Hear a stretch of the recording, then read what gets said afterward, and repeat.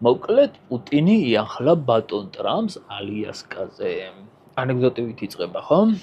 ხო და შეგახსენებთ, რომ 2007 წლიდან მოყოლებული პუტინს ფეხი არ დაუდგავს არ ამერიკის ტერიტორიაზე. მართალია მარტო სამხედრო ბაზაზე შეხვედრას დათანხმდა, მაგრამ მაინც. მაგრამ ეხლა სხვა გზა რო არ აქვს რას იზავდა.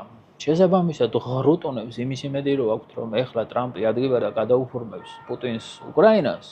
ძალიან ცდებით, არაფერსაც არ გადაუფორმებს და ვფიქრობ მაგ ტერიტორიებზეც იმიტომ დაიწყო ლაპარაკი, რომ ჩაეტყუებინა პუტინი. ერთგვარი სატყვარა იყო ჩემი აზრით.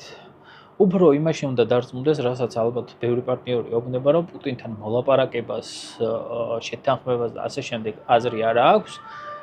და მას მხოლოდ ძალის ენა ესმის. მეორე მხრივ პუტინის რა თქმა უნდა და მისი გარემოცვაც ხედავს, რომ ეს ომი ისე გაიწელა ამ ტემპებით 10 წლეულები შეიძლება გაგრძელდეს და მოგების შანსი არ არსებობს.